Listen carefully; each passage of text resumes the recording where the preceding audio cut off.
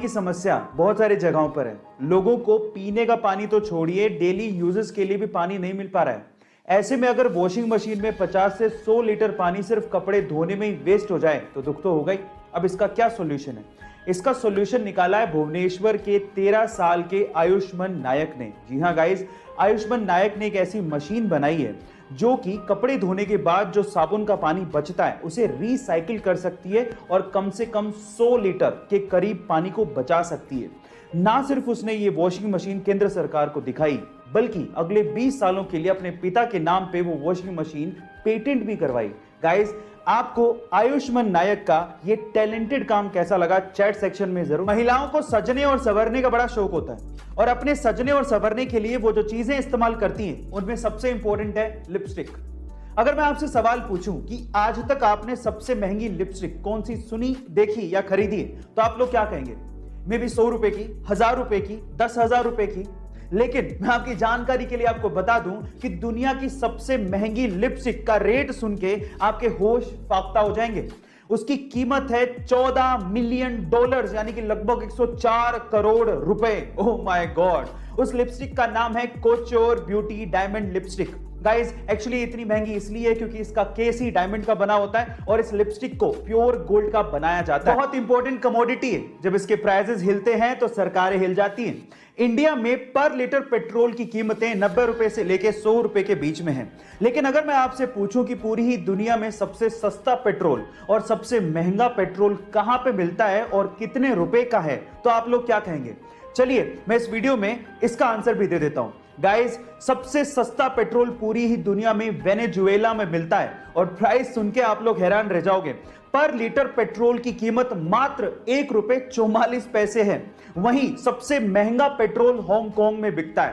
वहां पर litre petrol की कीमत लगभग 170। लोग यूट्यूब, इंस्टाग्राम, फेसबुक और बाकी सोशल मीडिया प्लेटफॉर्म पे एक्टिव रहते हैं और लोगों को फॉलो करते हैं। तो चलिए एक बात बताइए, पूरी दुनिया में ऐसा कौन सा पर्सनालिटी है जिसके किसी एक सोशल मीडिया हैंडल पे सबसे ज्यादा फॉलोवर्स हैं? क्या आप बता सकते हैं?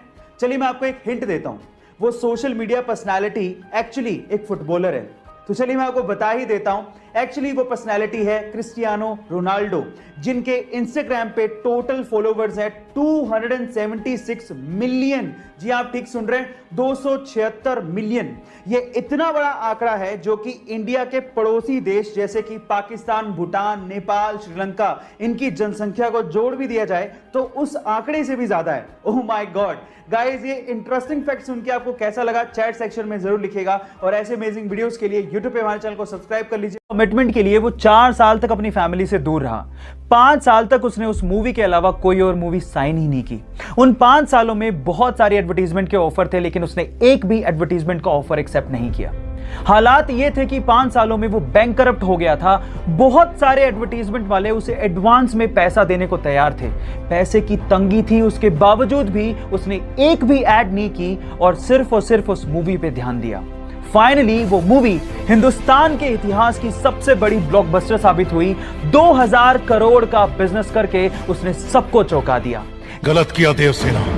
औरत पर हाथ डालने वाले की उंगलियां नहीं काटते हैं उसका गला। Yes, I am talking about Baahubali और स्टार एक्टर का नाम है प्रभास।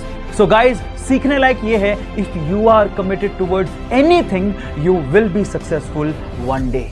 2007 के इंडिया ऑस्ट्रेलिया मैच में क्रीज पर थे सचिन और उन्हें बोल करने के लिए खड़े थे ब्रेड हॉक। हॉक की एक डिलीवरी पे सचिन बोल्ड हो गए। अब ये दिन हॉक की जिंदगी में बहुत बड़ा था क्योंकि उन्होंने पहली बार सचिन को बोल्ड किया था। मैच खत्म होने के बाद हॉक सचिन के पास गए और उन्होंने कहा कि प्लीज आप इस बॉल पे ऑटोग्राफ दीजिए। सचिन ने ऑटोग्राफ देते हुए कहा कि अब ये दिन तुम्हारी जिंदगी में दोबारा कभी नहीं आएगा। उसके बाद 35 टोटल एनकाउंटर हुए सचिन और ब्रेड हॉक के बीच में, लेकिन ब्रेड हॉक उसके बाद कभी सचिन को बोल्ड नहीं कर पाए।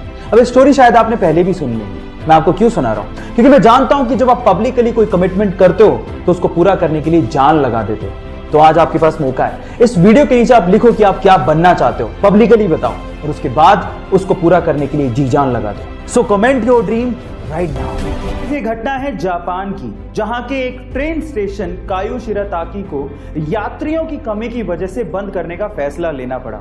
लेकिन जैसे ही वहां की गवर्नमेंट को यह पता लगा कि इसी रेलवे स्टेशन से एक छोटी सी स्कूल जाने वाली बच्ची अपने घर से स्कूल और स्कूल से घर आया जाया करती है, तो वहां की गवर्नमेंट की संवेदनशीलता देखिए। जब तक उस लड़की की ग्रेजुएशन पूरी नहीं हो गई, उस ट्रेन स्टेशन को बंद ना करने का फैसला लिया गया।